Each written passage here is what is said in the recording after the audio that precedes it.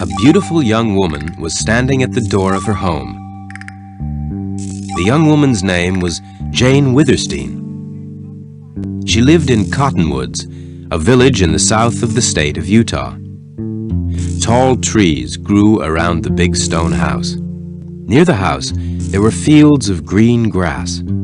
Beyond the fields, to the west, the land was covered with purple sage. The purple and green bushes grew on the hills and plains of Utah. It was the flowers of this plant that made the land so strange and beautiful.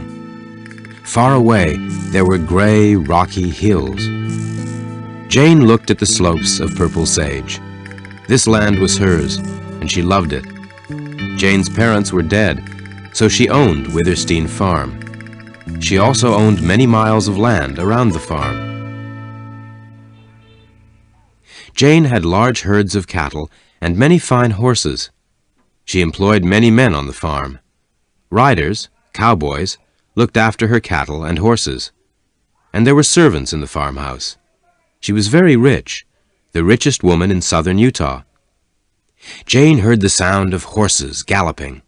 She turned quickly. 7 men were riding towards her. The first man was on a white horse. He was a tall, dark man called Tull. He was an important man in Cottonwoods. He wanted to marry Jane. He had asked her to marry him many times, but Jane always said no. Tull spoke angrily. "We've come for Venters," Tull said. He turned to his men. "Go and find him and bring him here." "What are you going to do?" Jane cried. "Burn Venters is my friend, and he's my best rider." "We do not want Venters here," Tull replied. "The state of Utah belongs to our people. Strangers are not welcome. You are wrong, Jane Withersteen. Venters cannot be your friend. He must leave Cottonwoods." Tull's men went into the farmhouse and returned with Venters. The young man's arms were tied with rope. Venters was a tall, strong young man. He had fair hair and bright blue eyes. He stared at his enemies. Tull spoke again. "We're going to drive you out of Utah, Venters," he said. "We're going to make you leave. If you won't go now, we'll beat you. Then we'll drive you out." "You're jealous, Tull," Venters said. He smiled. "You're in love with Jane Withersteen. You want her and her land for yourself." Tull's face went red with anger. "We're going to beat you, Venters," he shouted. "Then we'll drive you out of Utah." "No, no!" Jane cried. She ran towards Tull. Then one of Tull's men gave a shout. "Wait!" the man cried. "Someone's coming. A stranger. Who is he?" The stranger came nearer and stopped his horse. He was a big man, and he was dressed in black leather. A black hat kept the sun from shining in his eyes. On his belt, there were 2 black guns. Tull's men looked at the stranger's black guns. The men were silent. They did not move. The stranger got down from his black horse and walked towards Jane. The big man took off his hat. "Are you Jane Withersteen, ma'am?" he asked Jane politely. The man was from Texas. He did not speak like someone from Utah. "I am Jane Withersteen," Jane replied. "Then this land is yours," the stranger said. "May I give my horse some water, ma'am?" "Yes, of course," Jane said. But the big stranger did not move. He looked at Tull, and then at Venters. "Why are your arms tied, young man?" the stranger asked quietly. "What have you done?" "I've done nothing wrong," Venters replied. "I'm not from Utah. I'm from Illinois. I came to Utah to find gold. Later I became a rider. I made friends with this woman of Utah. I worked for Jane Withersteen here on this ranch. Now her people want to kill me." "Stranger, save him!" Jane cried. "You ask me to save this man?" the dark stranger asked. He was surprised. "You want me to save him from your own people?" "Yes, save him," Jane said again. Tull laughed. "You are a foolish woman, Jane Withersteen," he said. "Come on, men. Bring Venters onto the sage. We'll beat him there." "Wait," the big stranger said quietly. The young man stays here. Who says so? He's my prisoner, Tull shouted. The young man stays, the stranger said again. Tull rode his horse forward. He stopped a few feet from the big stranger. Then he bent down towards him and looked closely at his face. There's 7 of us here, Tull said. Who are you? The stranger moved fast. Suddenly the black guns were in his hands, and they were pointing at Tull. Lassiter! Venters cried. Lassiter was a dangerous gunman, and he had killed many men in Utah. Tull and his men knew that name. Everyone in Utah knew the name of Lassiter. White with fear, Tull and his men waited to die. But Lassiter did not shoot. There was silence. Then Tull and his men turned their horses. They rode away without speaking. Jane ran up to Lassiter. There were tears in her beautiful eyes. I have heard the name Lassiter, she said. You are a famous fighter. You have killed many of my people. I thought you were my people's enemy, but you have helped me. Why? I do not hate the women of Utah, Lassiter replied. but I hate the men of Utah. Why? Asked Jane. 12 years ago, a girl was stolen from her husband, Lassiter said. A man from Utah, one of your people, took her. The girl's name was Millie Earn. She lived in Texas. I came to Utah to find Millie Earn, Lassiter went on. For many years I searched for the man who had taken her. At last I had news of Millie. She had died in Cottonwoods. I have come here to see where she is buried. Millie Earn was my best friend, Jane told Lassiter sadly. I was with her when she died. Millie's grave is on the sage. I will take you there. Thank you, ma'am, Lassiter said.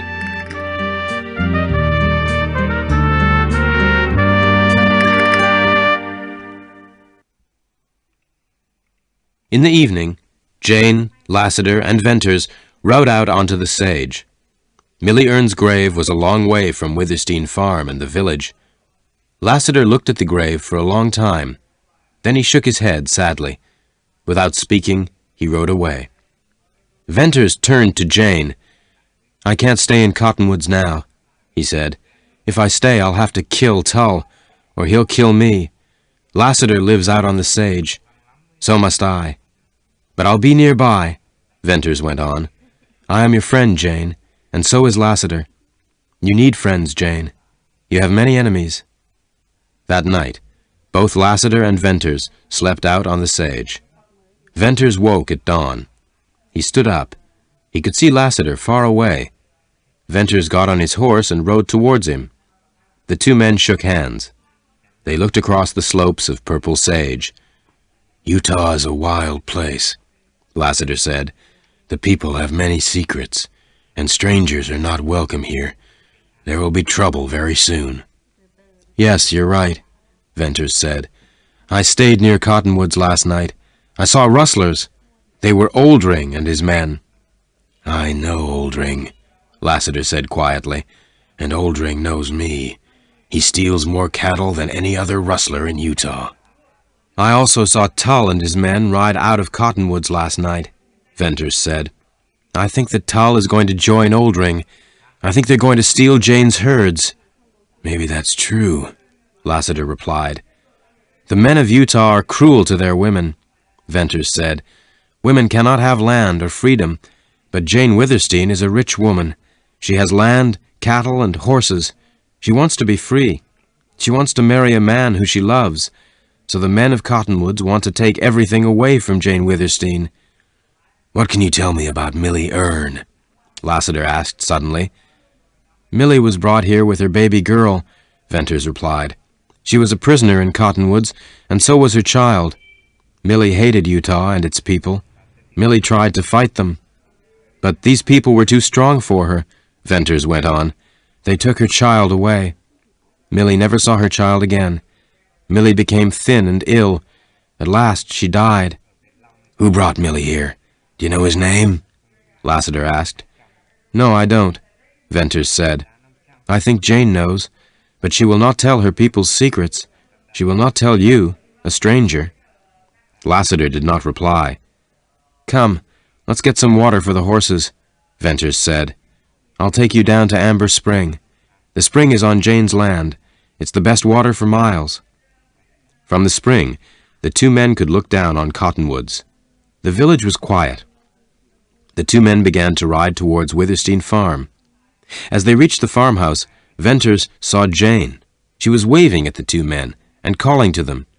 "There's Jane," Venters said. "I reckon there's something wrong," Lassiter said. "Come on." Jane began to run towards them. "Byrne, Lassiter, I need your help," Jane cried. "What's wrong?" Venters asked. "The red herd has gone," Jane replied. "Rustlers have taken my red herd." "How many steers are there in the herd, ma'am?" asked Lassiter.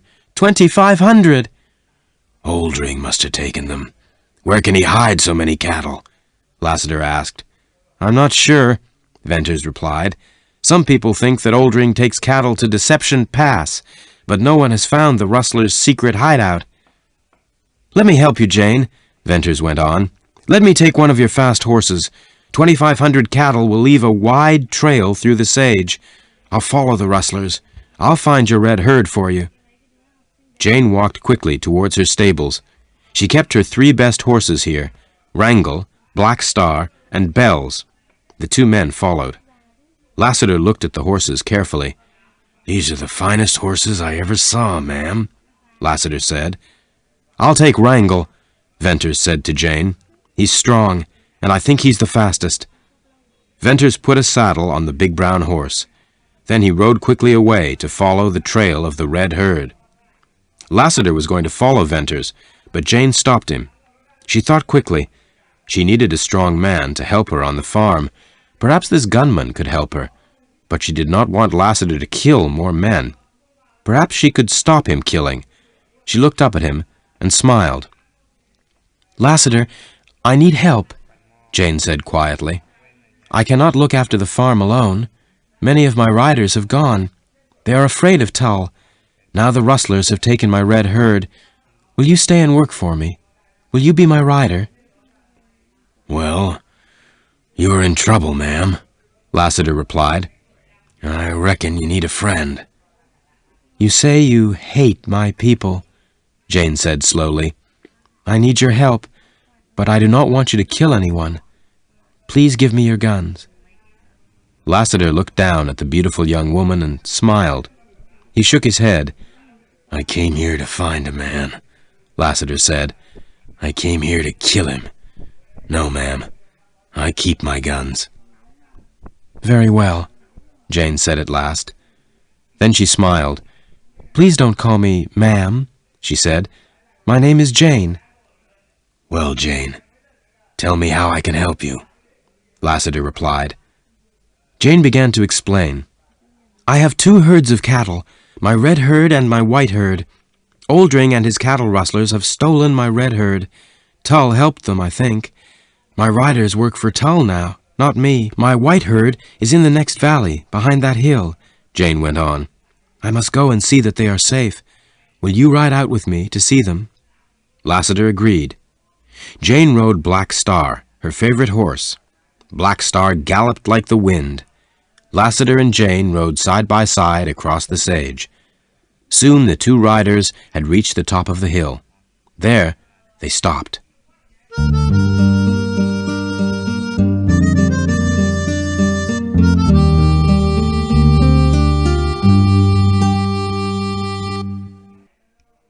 The picture sequence. Jane and Lassiter looked down into the wide valley. There was Jane's white herd. There were more than 2,000 cattle. "The steers are restless. They are moving around too much," Jane said. "Look at them, Lassiter. Something's wrong. What's the matter?" There was a sudden flash of light. The big animals lifted their heads and looked all around. The steers at the front of the herd began to run. They ran first one way and then another. "There are people on the far hill," Lassiter said quietly. "They're holding a white sheet." "Why?" Jane asked. "They're using the bright cloth to frighten the cattle. They're using it as a mirror to catch the light of the sun," Lassiter replied. Lassiter looked down at the restless herd. More and more steers began to run as he watched. "Look," Lassiter said. "The steers at the front are going down the valley, and the rest of the herd is following. It's a stampede." "Oh, Lassiter," Jane cried, "the herd is going towards the canyon.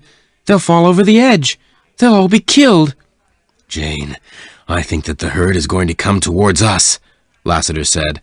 "I reckon it will pass close by us. I think I can stop it. You stay here. I'll ride into the valley. I'll try to turn the leaders of the herd." The stampeding herd was terrified now. The steers in the lead were moving faster. The sound of their hooves on the ground was like thunder. Lassiter made his horse move forward. Then he rode down into the valley, towards the leaders. Lassiter went down towards the herd, faster and faster. Soon he was galloping beside the leading steers. As Jane watched, Lassiter tried to turn the steers. The cattle were terrified. They ran on and on. Their feet were making thick clouds of dust come up from the ground. Lassiter's black horse galloped close beside the leaders. As Lassiter galloped beside the leaders, he tried to make them move over to the left. The black horse moved closer and closer to the steers. Soon the whole herd was turning. The steers were running in a big curve, a half-moon shape. From the top of the hill, Jane watched Lassiter. Lassiter was now driving the two ends of the curve together. The white cattle were running in a big circle, and yellow dust rose high into the air. Jane could hear the cattle calling in fear. She could see them running into each other. Suddenly, Lassiter's black horse reared up in the air. Then it fell to the ground. Lassiter had disappeared into the stampeding herd of cattle. Jane gave a cry. Where was Lassiter? Had he died beneath the hooves of the cattle? Then Jane saw a man. He was running away from the herd. Lassiter was safe. The steers went on crashing into each other. The horns on their heads came together with a terrible noise. The dust rose higher, but the animals were moving more slowly. Then, at last, the huge herd was quiet. There was silence. Jane waited. Lassiter, covered with dust, climbed slowly up the hill. "They killed my horse," he whispered. "Lassiter, I am sorry," Jane said. "Thank you for saving my herd. I will give you one of my best horses." "Thank you. I will take one of your horses," Lassiter replied. "But let me take Black Star now. Someone stampeded the herd. I'm going after them. They won't trouble you again." "No, Lassiter, no. Don't go after them," Jane cried. "Please stay in Cottonwoods. Only you can help me keep my farm. My people are afraid of you, Lassiter, but promise me you won't kill anyone." "I cannot promise you that, Jane," Lassiter replied. "Remember Millie Erne. One man must die because of the death of Millie. But I will stay in Cottonwoods. I will help you. You cannot fight alone." "Then will you be my friend and my rider, Lassiter?" Jane asked softly. "I reckon so," Lassiter replied.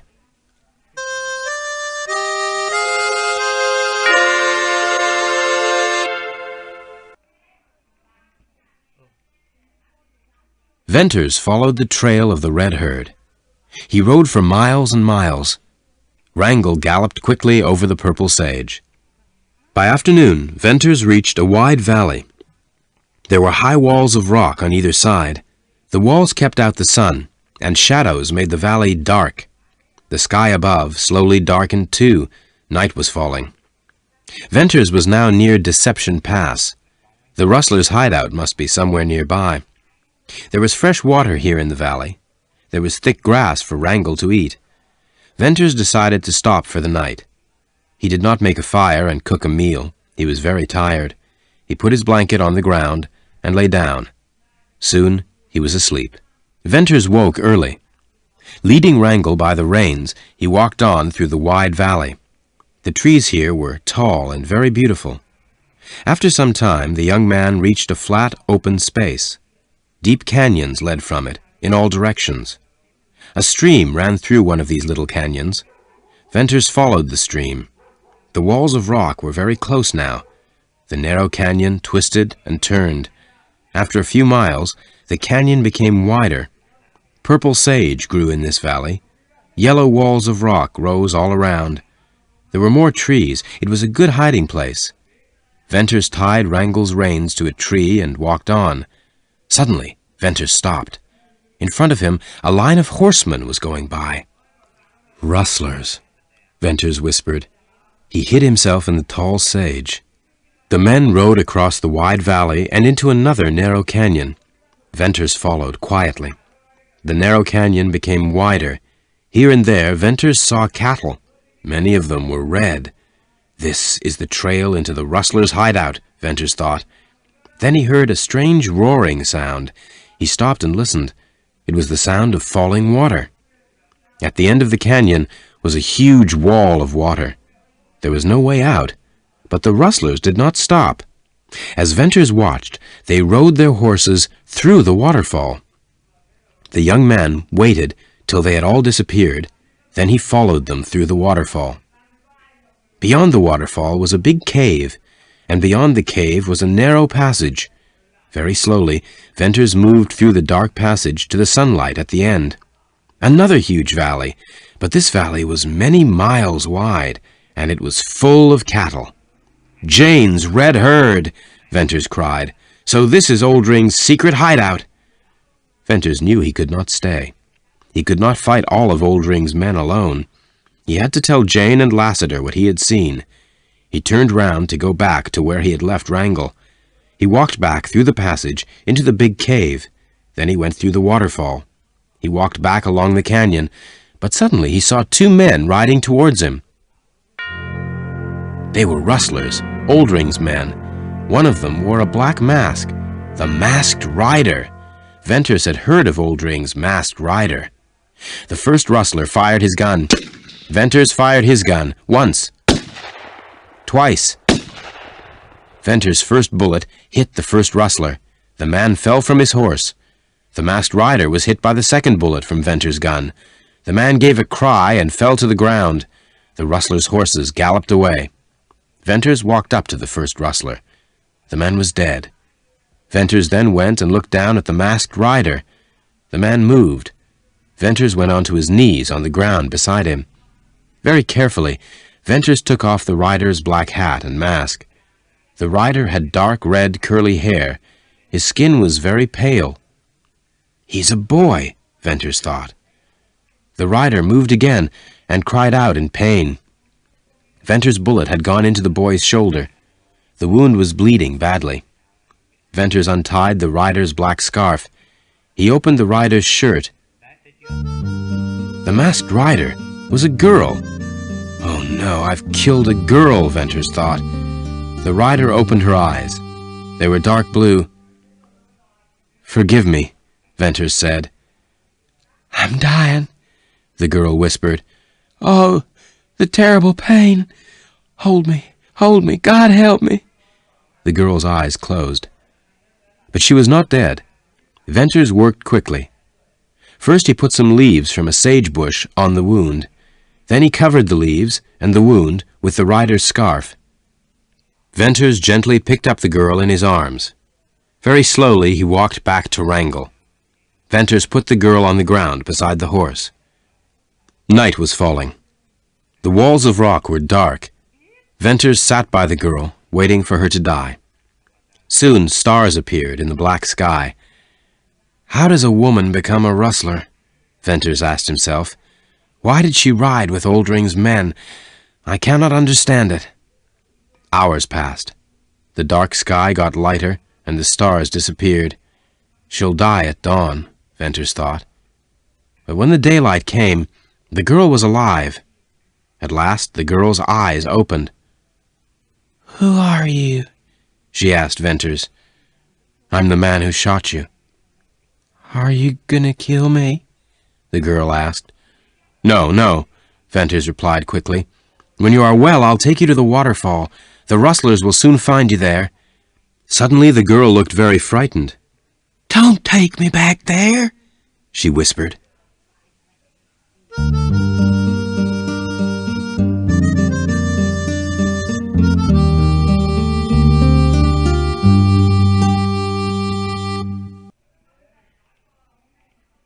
Venters looked at the beautiful girl.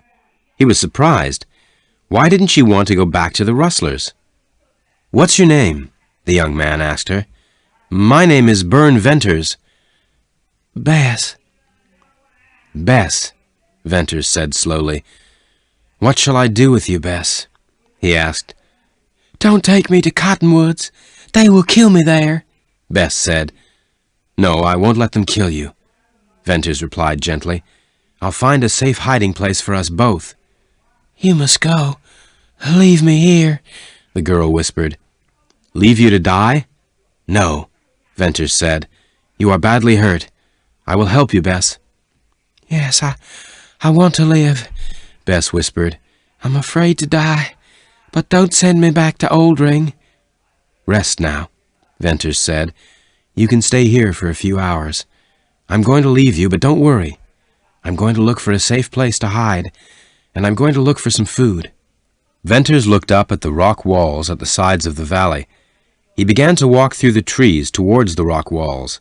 As he climbed up the side of the valley, he came to more trees. A rabbit ran in front of him. Venters needed food. He picked up a piece of wood and threw it. The wood hit the rabbit, but did not kill it. The rabbit ran on. Venters followed, up a steep wall of rock. At last Venters caught the animal. He killed it quickly and hung it from his belt. The young man was going to climb down again when he looked up. Above him was a narrow path. The path twisted and turned up the rock wall. Venters followed the path. At the end of the path was a narrow opening in the wall of rock. Venters climbed very slowly and carefully. At last he reached the top. Venters was in a small narrow passage very high up. A huge rock was in front of him. Venters pushed the rock gently. The rock moved, but it did not fall. Venters understood. If the rock fell, the narrow passage would be blocked. No one would be able to get through the passage.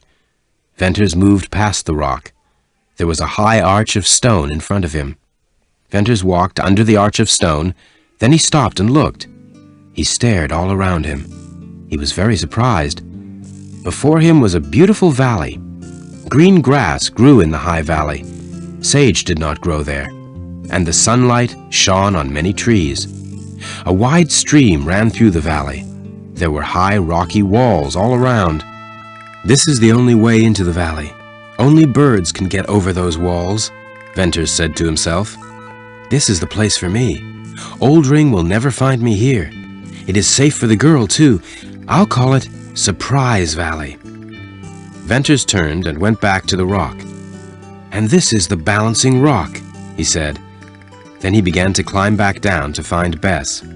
Bess was asleep. Venters decided to carry her up into Surprise Valley. Venters left Wrangel under the trees in the valley below. Here there was grass for him to eat and water for him to drink. Venters put the saddlebags over his shoulders. Then he picked up the sleeping girl. Venters climbed slowly up. At the opening in the rock, he stopped to rest. He put the girl down gently on the ground. She opened her eyes. She was ill and weak. Her face was very pale. "Where are we?" she whispered. "Where are you taking me?" "I'm taking you to a safe place. Don't be afraid," said Venters. Venters put down the saddlebags. Taking a rope, he climbed up the opening in the rock. He tied the rope to a rock at the top. Then he went back for the girl. Venters used the rope to help him to climb up. He left the girl at the top. Then he went back for his bags. Venters was now very tired. "We'll sleep here," he told the girl. When daylight came, Venters carried the wounded girl past the Balancing Rock. He went on under the arch of stone. Then, there was Surprise Valley. There were caves in the rocky walls of Surprise Valley. Venters carried the girl to one of them. He fetched water from the stream. Venters washed the girl's face very gently. He pulled off her leather boots and washed her feet. He looked at the wound in her shoulder. "The wound has stopped bleeding," Venters told her. "In a few days you will be better." "You shot me. Now you are helping me. Why?" asked the girl. "I'm sorry. It was a mistake," Venters said. "Rest now." The girl smiled and closed her eyes. Venters looked at her. Who was this beautiful girl? Who was Oldring's masked rider?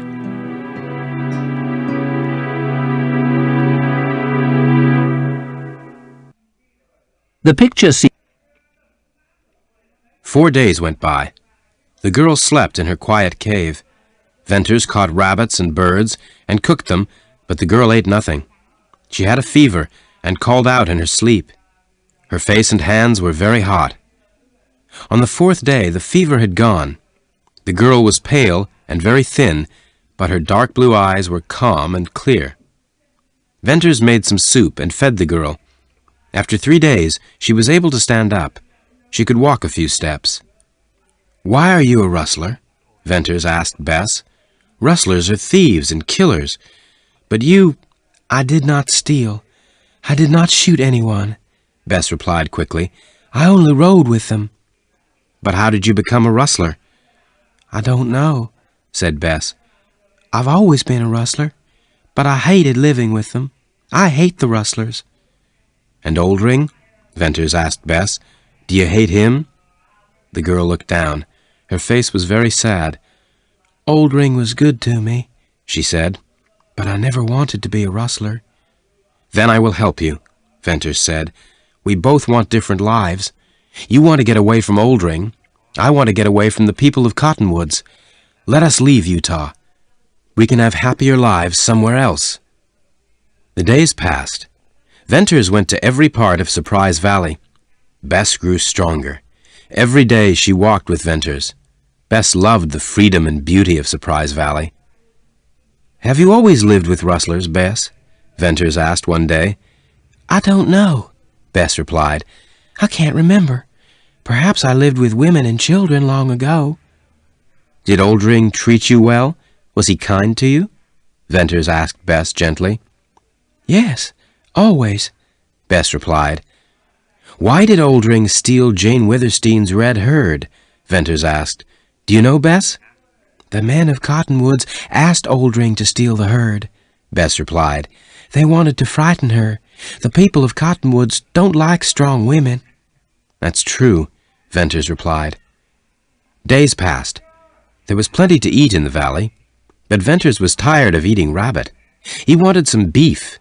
He decided to steal some cattle from Oldring. Every night that week, Venters left Surprise Valley. He went to Oldring's hideout. Each time, he brought back a small steer. He hid the cattle at the end of Surprise Valley. It was very hard work carrying the steers up to the valley, but Venters was young and strong. Bess never heard him go. She was asleep in her cave. She heard nothing. On the last night, Venters killed a steer. He brought the meat back to the caves. In the morning, Bess came out of her cave. Venters smiled at her.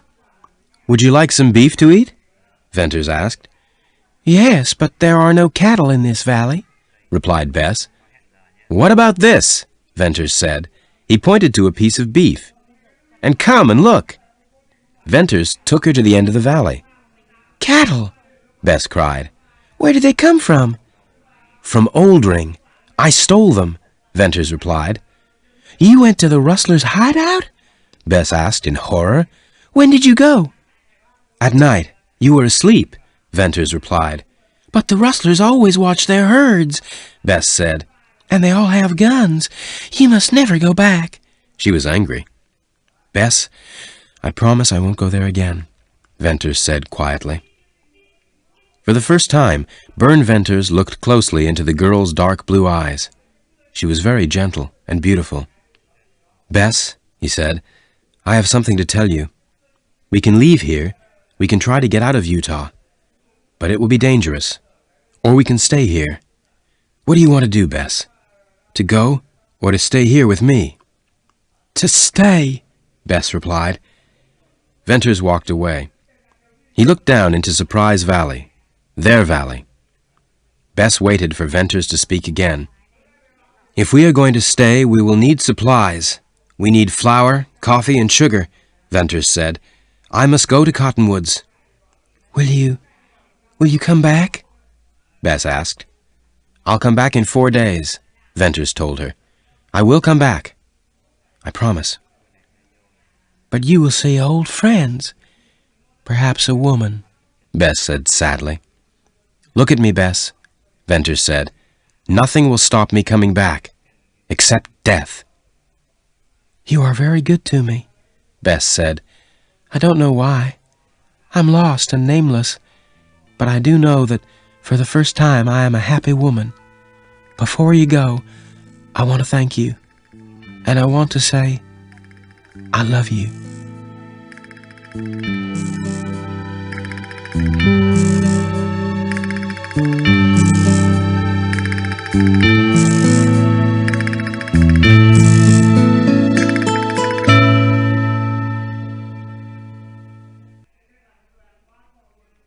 Lassiter was working for Jane at Cottonwoods.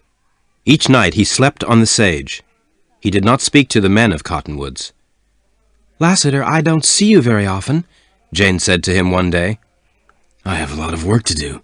I'm your rider, Lassiter replied. He smiled. But you can't stay out on the sage all the time, Jane replied. I want to talk to you every day. Why? Jane decided to tell the truth. You hate my people, Lassiter, she said. I want to stop you hating them. That's what I reckoned, Lassiter said quietly. Then talk to me more, Jane said. That could be a little dangerous, Lassiter replied. Why? Are you afraid of me? No, I'm not afraid, Lassiter said. But you are a very beautiful woman, Jane. Jane did not answer. Many men said that they loved her. Many men wanted to marry her. Was Lassiter falling in love with her too? Jane decided to find out if he loved her. Would he do what she wanted? Would he give his guns to her? Lassiter, she said softly, may I take your guns? Why? Lassiter was angry now. His strong hands held Jane's hands. Let me have your guns, Jane repeated. Why? Lassiter said again. I want to stop you from killing my people, Jane said. Lassiter said nothing, but he pushed Jane's hands away. His face was hard and angry. Lassiter turned slowly and walked away. Jane was very unhappy. She waited for Lassiter to come back. He did not. But that day Jane had a visitor. He was a fat, gray-haired man. He was the leader of her people. His name was Dyer. Dyer was angry with Jane. Why is Lassiter working for you? Dyer asked. Why do you bring strangers to Cottonwoods, Jane Withersteen? Why are you not married to one of your own people? Why will you not marry Tull? Jane said nothing. She was afraid of this man. Why did Lassiter come here?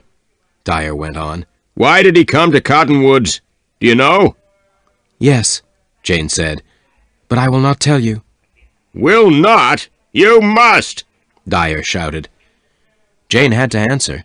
Dyer was the leader of her people. Lassiter came here to see Millie Earn's grave, Jane said. And he came here to kill a man. The man who brought Millie here. Dyer's face went white with fear. Then, after a moment, he smiled. I understand, Dyer said. You do care about your people. You are a clever and beautiful woman, Jane Withersteen. You plan to make Lassiter love you. Then he'll stop killing your people. Jane did not hear Dyer's words. She was listening to another sound. Slow, heavy footsteps. Lassiter! Dyer turned. He pulled out his gun. There was a flash of light and a loud noise. Jane cried out and fell to the ground. A few moments later, Jane opened her eyes. Lassiter was gently washing her face. There was smoke in the air and blood on the ground. Jane gave a cry and covered her eyes. It's all right, Jane, Lassiter said. You're not hurt. You fainted. Did you kill Dyer? Jane whispered. Who? The fat man? No, I didn't kill him. But the blood. Don't worry, Lassiter said. I heard shouting, so I came back. Dyer got out his gun and tried to shoot me. I didn't want to kill him, so I shot him in the arm. He dropped his gun. I told him to go, and he went. Jane looked into Lassiter's calm gray eyes. Dyer tried to shoot you, but you didn't kill him? she said. That's right, Lassiter replied. Jane kissed his hand. Lassiter turned away quickly. Don't do that. Don't be cruel, Jane, he said. Lassiter began to walk up and down. I heard what Dyer said, Lassiter said. Your friendship's a trick. You pretended that you liked me, but this was to stop me from killing your people. I'm sorry, Lassiter, Jane said. What you say is true. At the beginning I was thinking of myself. I tried to make you care for me. I wanted to stop you killing my people. But now... Did you? Lassiter said. Well, I'll tell you what you did. You made me love you, Jane. Lassiter, Jane cried. I have something to tell you, Jane, Lassiter said. Millie Earn was my sister, and I loved her. Then I met you. Now I love you, too. Millie Earn was your sister, Jane said. Oh, Lassiter, I'm so happy. But I didn't expect you to love me. Didn't you? You're trying to trick me, Jane, Lassiter said in a hard voice. You want me to give up my guns, but your people carry guns. Dyer tried to kill me. This is a dangerous time and a dangerous place, Jane. Men must have guns here. Oh, but guns and killing are wrong, Jane cried. I have no friends in this terrible place. No, you have a friend. Me, Lassiter said gently. I am your friend, Jane.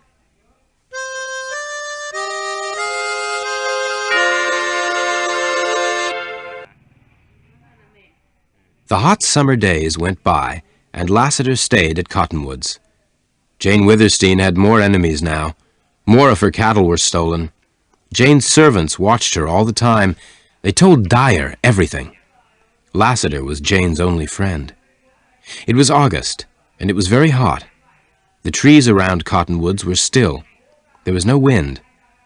Jane was standing outside her house. She was sad and worried. Suddenly there was a sharp sound. A shot. Jane went pale. Was someone shooting at Lassiter? Jane listened. Then at last, she heard Lassiter's slow footsteps. Lassiter came nearer. He took off his black hat. He had a scarf around his head. The scarf was wet with blood. Lassiter, what's the matter? Jane cried. Are you badly wounded? I reckon not, Lassiter replied in his slow, calm way. It's only a small cut. Oh, Lassiter, Jane said. It's dangerous for you here. You must leave Cottonwoods. And leave you alone, Jane? Lassiter said. No, I said I would help you. I'll stay. Jane was pleased. She was afraid of her own people. Tull and Dyer were against her, and she knew they hated Lassiter. Let me wash that cut, Jane said. Lassiter held up his hand. Listen, he said. I can hear a horse coming. Lassiter turned. His hands were on his guns. Jane listened. That's Wrangle, the horse I gave Venters. Don't shoot, she cried. Jane and Lassiter watched the huge horse galloping through the trees. It came up to the house and stopped. Jane stared at the rider. He had long fair hair and a beard. Then Jane gave a cry. Burn Venters! Jane, it's good to see you, Venters said. Yes, it's me. Hello, Lassiter. Jane and Lassiter were staring at Venters. Venters laughed. I've changed, he said. But so have you, Jane. You look pale and tired. And someone's shot at you, Lassiter. I was shot at, too, out there on the sage. What's happening here? Jane told him everything. Venters looked at Lassiter. Why didn't you kill Dyer? He asked. I didn't want any more trouble for Jane, Lassiter said quietly. Jane turned away and smiled. Well, Jane, Venters said, I found your red herd, but you won't get it back. Tull is working with Oldring. I'm sure of that. I'm going to see Tull, Venters went on. I'm never coming back here, Jane. I'll tell Tull that. Then perhaps he will leave you alone. If I'm here, it's too dangerous for you. Burn, said Jane. You must not shoot Tull. Promise me, please. I can't promise that, Venters replied, but I don't want to kill him. I've decided to go away forever, Jane, Venters went on. I cannot stay here with you at Withersteen Farm. I found a valley, beyond Deception Pass. I call it Surprise Valley. It's a wonderful place. Safe, too. I plan to live there. But I need supplies. Can you give me some flour, coffee, and sugar, Jane?" Jane was sad that Venters was leaving, but she did not try to stop him. "Take anything you need, Byrne," Jane said. "Food, drink, and clothes, too." "Thank you, Jane," Venters said. "Now I'm going into the village. I'm going to find Tull." "I'll walk there with you," Lassiter said quietly. Jane went into the house. She was unhappy, but she knew Venters and Lassiter would not kill anyone.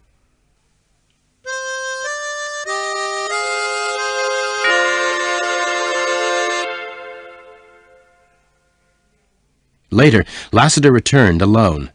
He saw the fear in Jane's eyes. "Don't worry," Lassiter said. "Venters is safe. He's waiting out on the sage." "Did Byrne find Tull?" Jane asked. "Yes, he did," Lassiter replied. "I don't think Tull was very pleased to see us." "Where was Tull?" "He was in the village meeting room. All the men from Cottonwoods were there. Dyer, too. They all had guns." "What happened?" "The men stared at us," Lassiter said. "They didn't speak. Then Venters spoke to Tull. Venters said he was leaving Cottonwoods forever. He called Tull a thief because he stole your red herd. Venters said he wouldn't kill Tull today, but if he met him again, he would shoot him like a dog." "What did Tull say?" Jane asked. "Nothing," Lassiter replied. "I reckon he was too afraid." Jane began to cry. "Don't cry, Jane," Lassiter said quietly. "Venters spoke well. He's a good friend, but stay inside the house today. You're safer there."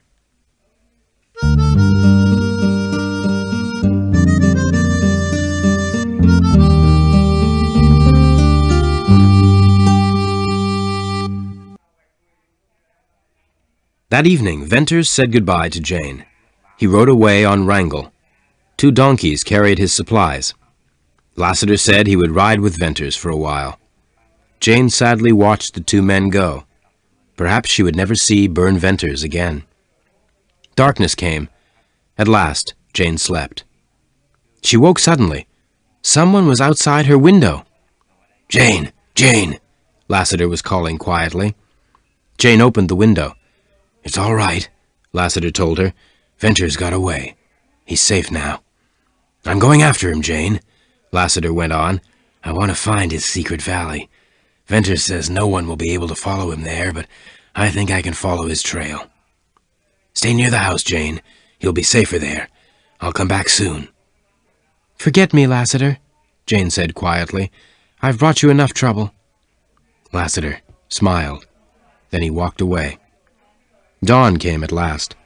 There was no sun. Dark clouds covered the sky. Jane felt frightened and alone. The next day, there was bad news. Jane's white herd was gone, taken by rustlers. Jane heard the news, but she did not care. She wanted Lassiter to return.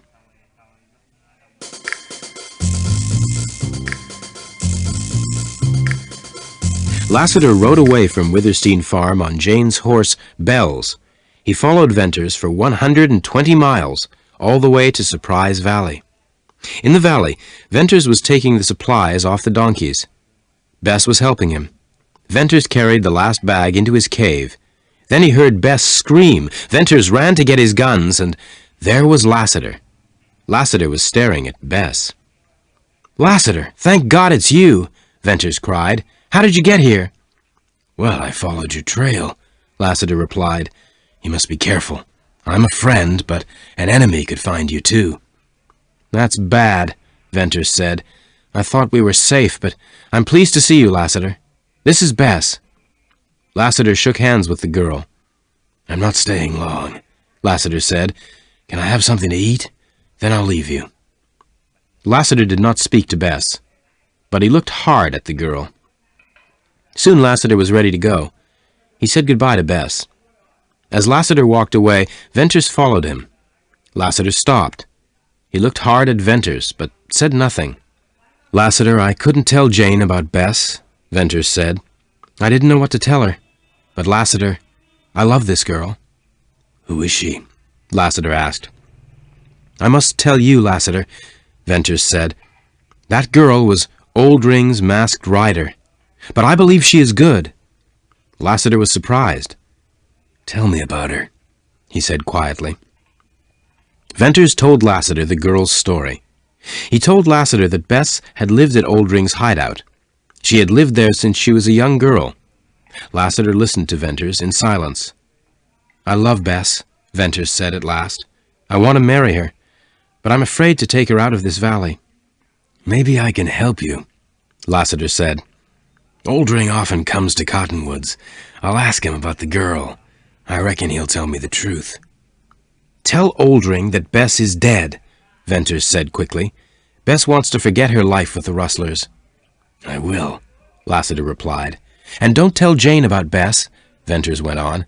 I'll tell her myself one day. Lassiter promised.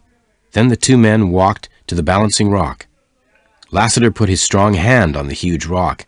Be careful, Venters cried. If that rock falls, we'll be here forever. Lassiter took his hand away. He smiled. All right, he said, but I would like to push that rock. Goodbye, Lassiter, Venters said. Venters went back to Bess. The girl looked worried. Something's wrong, Bess. What is it? Venters asked. Bess looked at him for a moment. Then she ran to her cave. When she returned, she was carrying something in her black scarf. Bess unfolded the scarf. Something bright was shining there. Gold! Venters cried. I got it out of the stream, Bess said. Bess, this gold is worth thousands of dollars, Venters cried. Is there any more in the stream? There's lots, Bess replied. You can have it all. I didn't want to tell you about it, Bess went on. I hate gold. It makes men mad. They get angry and fight each other for gold. Perhaps you'll take the gold and leave me in the valley. Leave without you? Venters said. Listen, my sweet girl, he went on. We are not safe here, but with this gold we can go far away from Utah. I shall never leave you, Bess. I love you. I want to marry you. We'll go to my home in Illinois. We'll leave Utah forever.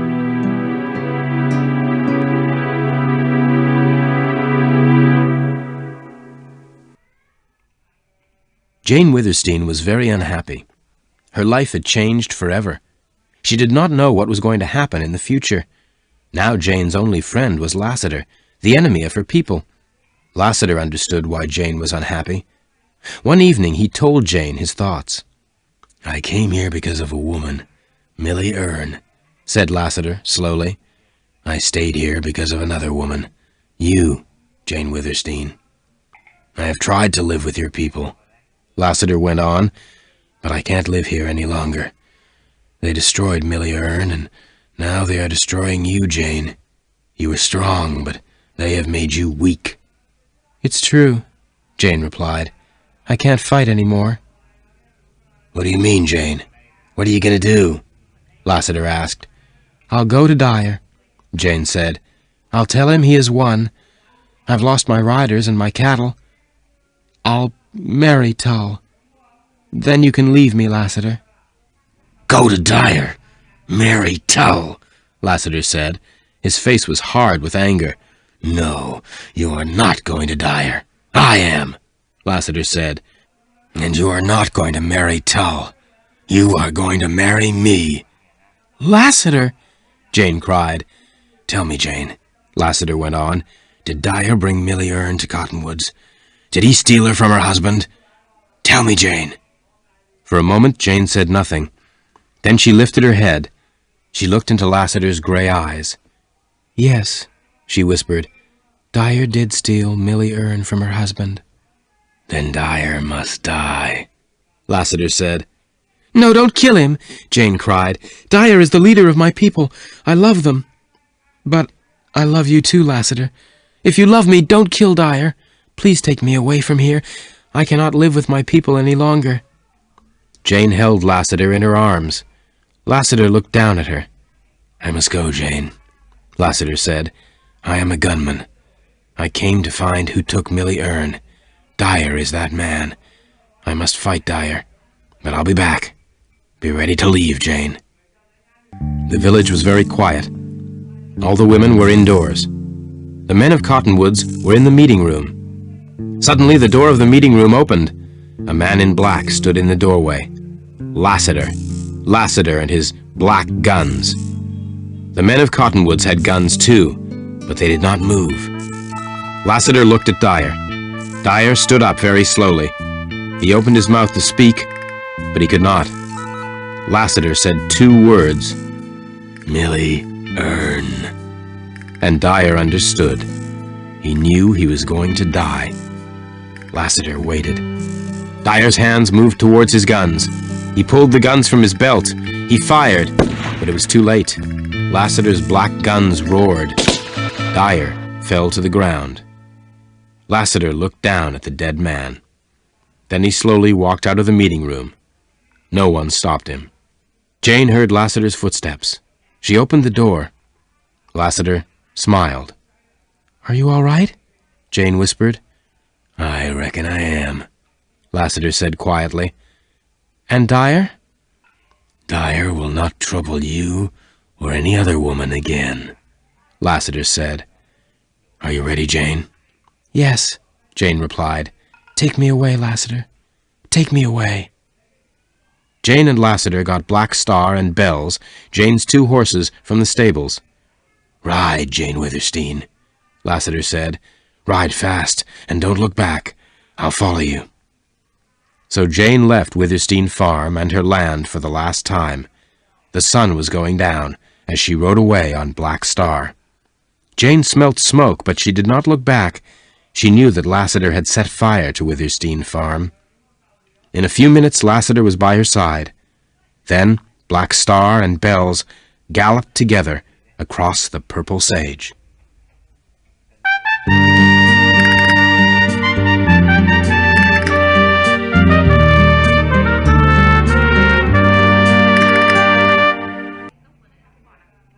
Venters had been back in Surprise Valley for a few days. He climbed back down to the narrow canyon below Surprise Valley. He wanted to see Wrangle. Was he still safely hidden there? But Wrangle had gone. "I think that the rustlers have our horse," Venters told Bess. "This is bad news. We must leave here at once, before the rustlers find us. We'll take the donkeys. They move slowly, but the tall sage will hide us." Bess was very sad. "I'm sorry to leave our beautiful valley," she said. "I'll always remember our happiness here." They were soon ready to go. Bess and Venters led the donkeys down the steep opening in the rocks. They moved very slowly. Night came, and they rested, but Venters did not sleep. At dawn, they went on their way again. At midday, Bess and Venters reached the purple sage. Then suddenly, out of the sage came 2 black horses, and riding them were Jane and Lassiter. "Bern, I am pleased to see you," Jane cried. Then she saw Bess. "I thought you were alone, Bern." Jane, this young woman is Bess, Lassiter said. "Who's Bess?" Jane asked quickly. "How do you know her, Lassiter?" This girl was Oldring's masked rider, Lassiter replied. "The masked rider? A girl?" Jane cried. "I don't believe it." "It's true, Jane," Bern replied. "I'm taking Bess away from Utah. I love her, and I'm going to marry her. Wish us good luck, Jane." At first, Jane did not answer. Then she smiled. "Good luck, Bern. Good luck, both of you," Jane said. Lassiter took something out of his pocket. It was a locket on a gold chain. He held it out to Bess. "Open the locket, Bess," Lassiter said gently. "Jane, Bern, look at the picture inside the locket," Lassiter went on quietly. "Do you know the woman in the picture?" "It's Millie Earn," Jane said. "Yes, that's Millie," Lassiter replied. "Look at her eyes, Bess. Do you remember those eyes? Have you seen that face before?" "I've seen those eyes in my dreams," Bess whispered. Lassiter put his strong arms round the girl. "Bess," he said gently, "they are your mother's eyes. Millie Earn was your mother. Your name is Elizabeth Earn." "It can't be true," Bess said slowly. "It is true," Lassiter replied. Long ago, Dyer and your father were enemies. Dyer killed your father, Frank Erne. Frank was my best friend. Then Dyer brought you and your mother to Utah. Lassiter went on. Millie would not marry Dyer. Dyer was very angry, so he gave you to Oldring. But Oldring was kind to you, Bess. He looked after you like a father. Jane kissed Bess gently. I loved your mother, Bess. Millie Erne was my dearest friend. And now I love you, she said. I have a name at last, Bess whispered. And a family, too, Lassiter said. I am Millie's brother. That's why I came to Utah. And now we are leaving, Jane said. Dyer made my people hate me. I could not stay in Cottonwoods. Will Dyer and Tull follow you? Venters asked. Dyer is dead. I shot him, Lassiter replied. But Tull may follow us. Where are you going? Venters asked. I was coming to Surprise Valley, Lassiter replied. But we are leaving Surprise Valley, Venters said. Bess found gold in the valley. Now we are rich. We are leaving Utah. We are going to Illinois. Tull will be out on the sage, and the rustlers, too, Lassiter said. You will not escape. Those donkeys are not fast enough. What shall we do, Bess? Venters asked. Shall we go or stay? Let's go, Bess replied. Good, Jane said. You will be free and happy, and you will have a fast ride. Fast? Lassiter asked. Yes, Jane said. Bern and Bess, I give you my horses, Black Star and Bells. Lassiter and I will take the donkeys. No, Venters cried. Tull will catch you easily, and there are rustlers out on the sage. Listen, Bern, Lassiter said. Jane is right. You need these horses to get out of Utah. We'll go to Surprise Valley for a while. Now hurry! Thank you, Jane. You are a good woman, Venters said. I'll take Bess safely away from Utah. I promise. If you see Tull, hide in the sage, Lassiter told him. Then when he is gone, follow the trail to the north. Black Star and Bells are the fastest horses on the sage. Lassiter turned to Bess. I found you and lost you at the same time, Bess Erne, he said. Goodbye. Elizabeth, Bess, be happy, Jane said. Bess and Venters got up onto Black Star and Bells. Then they waved as they galloped away. Goodbye, cried Jane. Goodbye, Bern and Bess, riders of the Purple Sage.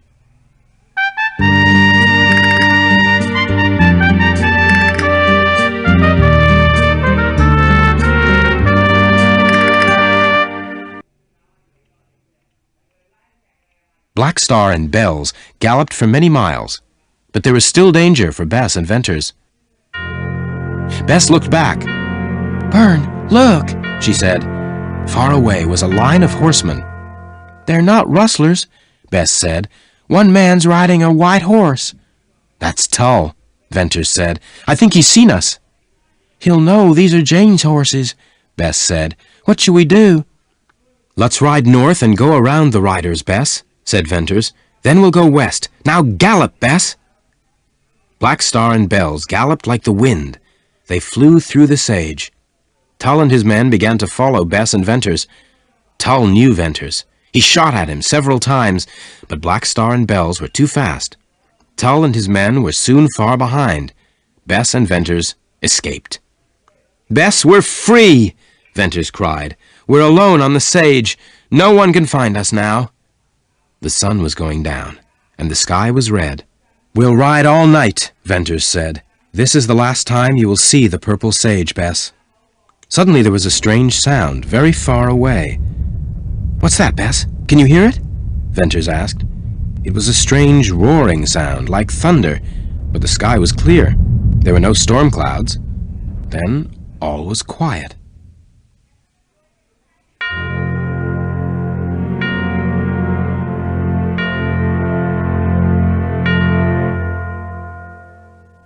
Jane and Lassiter watched Bess and Venters ride away.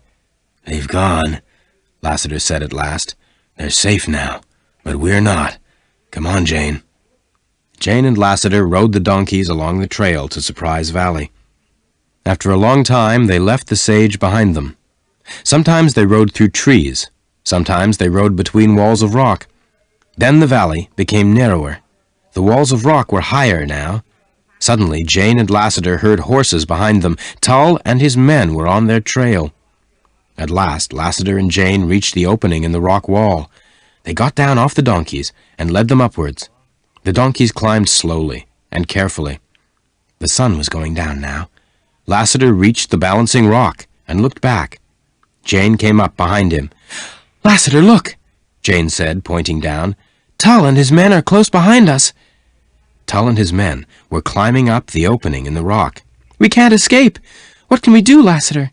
Jane cried. "What can we do?" Lassiter put his hands on the balancing rock. "There is a way to stop Tull," Lassiter said. "I can push this rock. Tull and his men will die, but we'll be shut in here forever. What shall I do, Jane?" "Push the stone, Lassiter. Push the stone," Jane cried. Lassiter pushed. With all his strength, he pushed and pushed. The huge rock moved from side to side. Then it fell. At first, the rock fell slowly. Then it went faster and faster. It crashed down the narrow opening. Other rocks crashed down with it. There was a roaring sound. The air was full of dust and falling rocks. Tull and his men screamed, but there was no escape. The rocks covered them. Jane and Lassiter were safe. Far away, Bess and Venters heard a sound like thunder. The way into Surprise Valley was closed forever.